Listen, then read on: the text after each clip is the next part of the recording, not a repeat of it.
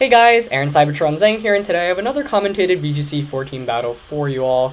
Once again, I'm really sorry I have not been around as much as I would like to. Obviously, I'd love to post daily content, but recently life has been rather overwhelming with my internship with JP Morgan. I've actually cut in more work in the past week than the first week that I started out, so that obviously comes first. And I have been preparing really hard for VGC Nationals as well, which is taking place just this upcoming weekend in Indianapolis, Indiana. Obviously, I have my invitation to Worlds already, but I still really want to do well, especially because the entire tournament is going to be live streamed.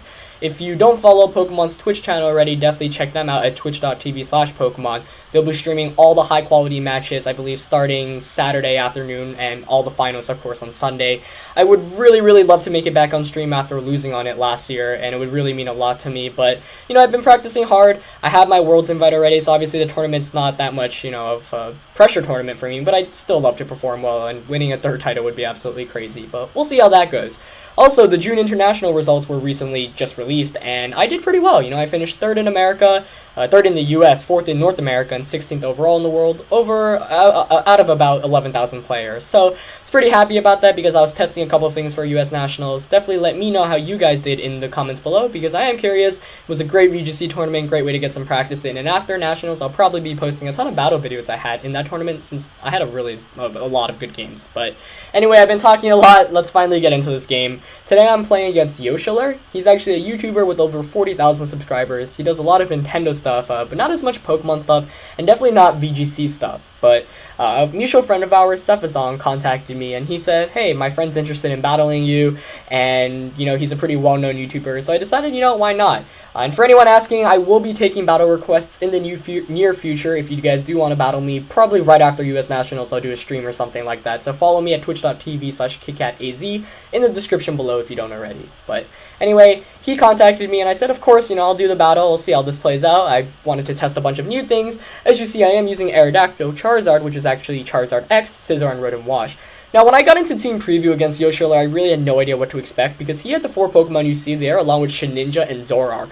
None of those Pokemon are really too bulky, none of those are really too common in VGC either, so I really immediately said to myself, man, I wonder how much this guy actually knows about VGC and the format. Obviously he brought Pokemon that were legal to it, but can you, how good of a battler is he exactly? Because he is using this very crazy team of frail Pokemon, but obviously you can never underestimate someone based off their team. It's really one of the biggest downfalls that can happen in VGC, especially at smaller level tournaments when you say to yourself, oh, this guy's probably not very good. He's using what seems like a bad team. But without further ado, let's get into this match. I knew I had to be careful, especially of this Shedinja if he decided to bring it, but my game plan right from the beginning was Aerodactyl and Charizard. I said to myself, alright, set up a Tailwind with Aerodactyl, Charizard gets a Dragon Dance up, and you beat his entire team, because Dragon Dance at Charizard X, at +1, sweeps through his entire team. There's nothing that can actually resist this attacks.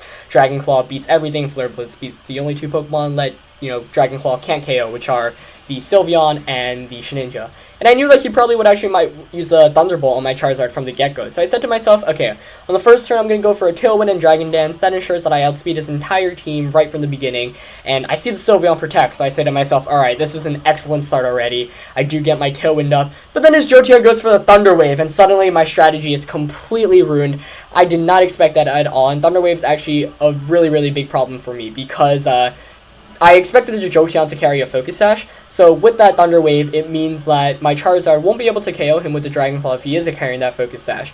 So I said to myself here, alright, I'm going to try to break the Focus Sash by protecting with my Charizard and going for a Rock Slide. I do call the Thunder Wave correctly. Aerodactyl, however, misses the JOLTEON. Surprisingly, Aerodactyl under Tailwind actually faster than the Sylveon, and I'm going to do a decent amount there and flinch him. So flinch was good there, but I definitely wanted the Rock Slide to connect more because if I hit that Rock Slide, Charizard actually wins the game right here and right then. But I said to myself, alright, I'm kind of getting worried now. I kind of have to conserve the Charizard if he does have the Shedinja in the back. So I'm going to switch out the Charizard here because I know the Thunder Wave is going to come out again and Rotom Wash is going to be able to take that right away. And I'm fully paralyzed this turn, so once again, not able to hit that JOLTEON. 2 turns in a row where Aerodactyl has not been clutch, not been able to hit that JOLTEON, and I'm slowly getting frustrated now. I go for a Hydro Pump here, but I miss the JOLTEON again, and JOLTEON goes for a Sand Attack. So at this point, I'm just like, what is going on in this match? I really have no idea, and to add insult to injury, Aerodactyl, of course, fully paralyzed. And Sylveon goes for a Calm Mind. So that turn could not have played out any worse for me. I missed my Hydro Pump, Aerodactyl's fully paralyzed, he gets a Sand Attack off and gets a Calm Mind off, and now the panic button, I've pressed it, guys, because I've not been able to do anything to his team. He's paralyzed my Aerodactyl, he's stalling out my Tailwind, which ends this turn. He's got a +1 Sylveon now, which is never fun to deal with, and at this point, I'm just really frustrated. He even goes for the Discharge. I did not expect Discharge as his attacking move, but instead of Thunderbolt, it is going to be Discharge. And my Hydro Pump, of course, going to miss again, and Aerodactyl going to be fully paralyzed. 2 turns in a row where my Aerodactyl was fully paralyzed and Rotom Wash was not able to hit Hydro Pump.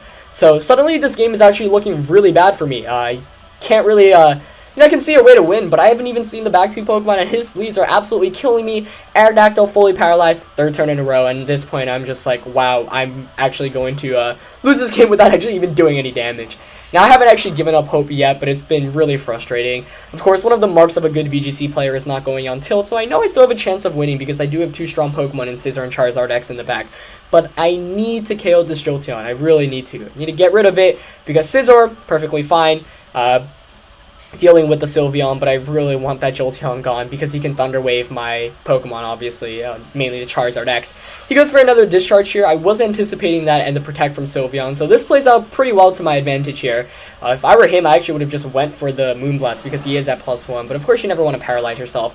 Hydro Pump connects here, does around 60% to that Jolteon. It was actually less than I expected. I was hoping it would bring it down to its Focus Sash, but that was not going to be the case here. So now I'm down 4-3. Luck's still not going too well on my way. Rotom Wash, of course, at -1 with accuracy, which is never good when you're using Hydro Pump. Here I'm going to Protect just to avoid any potential damage. He is going to go for the Thunder Wave onto Scizor, which I'm really happy to see because I, of course, do carry the Lumberry on my Scizor. I did go for the Swords Dance this turn. I was thinking maybe I should have went for the X-Scissor onto Jolteon just to KO it, but I say to myself, if I want any chance of winning a game, I'm already down, and I've got to get a attack boost up with either my Scizor or my Charizard. So that turn plays out pretty well, because I get the free +2, I don't get fully paralyzed, and Rotom Wash avoids any attacks. So suddenly this game is actually seeing, I see a chance of winning here. I do go for the Bullet Punch onto Jolteon, expecting a Protect from that Sylveon. Even if he doesn't Protect, I know I can Bullet Punch it for a KO the following turn, as I go for the Will-O-Wisp onto Sylveon. He's not going to Protect here, but I know Sylveon can't do too much even at +1. He does go for the Shadow Ball, which wasn't surprised to see, but Scizor is pretty bulky, takes that relatively well. Even at +1, not able to bring it under 50%, so I'm really happy for that. Now, he brings in his Mega Lucario, and this is really bad for me. Of course, his team has been kind of really unorthodox, using all these crazy sets and moves that you don't normally see. So if he's not the standard one, I know I still have a good chance of winning, because, maybe he just won't be able to KO me. But at this point, I'd say to myself, alright, if I want any chance of winning, I need Rotom Wash to faint here, I need to bring Charizard X, and I need Charizard X to KO this Lucario. He goes for the Extreme Speed onto my Rotom Wash, so both of our Pokemon's waste protects there. Definitely a good protect on his end, but like I said, I needed my Rotom Wash gone at this point. I need Charizard X to come in safely without taking any damage.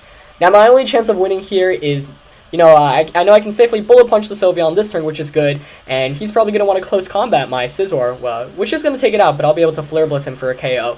So I'm hoping that Charizard wins me the game one-on-one at the end. So that's really what I'm playing for at this point, after all the poor luck in the beginning of the game. Bullet Punch is going to go off onto that Sylveon as Cute Charm activates. At this point, I'm just like, okay, that shouldn't even come to a surprise to me based off his entire team. He does go for the Bone Rush, but it misses Charizard, so really dodged the bullet there. Now, of course, Bone Rush, if you don't know, I believe, only has 25 base power, but it is super effective on my Charizard. I believe it can hit, it hits 2 times 33% of the time, 3 times 33% of the times, 4 times 16% of the times, and 5 times 16% of the times. And of course, I am a pretty bulky Charizard, so had he hit only a couple of times, I think I would have been able to survive and end up winning the game regardless. But that miss definitely clutched me out. And here, he's going to bring in Espeon, which I was by far relieved to see because I know I can beat him with either of my Pokemon. Charizard here is going to be able to take out the Espeon with one hit. And I am able to win the game 2-0, even after all the ridiculous luck in the beginning of the game, missing a Rock Slide, fully paralyzed for 3 turns, Rotom Wash missing 2 Hydro Pumps. Yeah, guys. So, from the beginning of the game, I had no idea what to expect, and that's one of the cool things about VGC. Even if your opponent's using crazy stuff, you are often caught off guard. You have to be careful about that. So really shoutouts to yoshiller for using a really crazy and unorthodox team, but for making it a really close match. I kind of wish the Bone Rush hit just to see how the damage would have ended up, playing out in the game. Of course, if I were able to just get the Flare Blitz off, regardless of him missing, then X-Scissor would have been able to beat the Espeon. But either way, really good game. Really a lot closer than I expected it to be right from the start after I saw his leads. But, surprisingly, a lot of crazy stuff can work in VGC. It can catch you off guard. You really have to be careful. And even though I got unlucky, I was able to really persevere. I said to myself, all right, don't go until too hard, because the game is never over until, of course, it's actually over. So with that, I was able to clutch out a 2-0 victory. I hope you guys enjoyed that match. Thank you once again to yoshiller for the game. Check him out on YouTube if you don't already. Of course, like, comment, subscribe if you don't already. And I hope you guys have a good weekend and a good Saturday night. All right, I'll see you next time. Peace.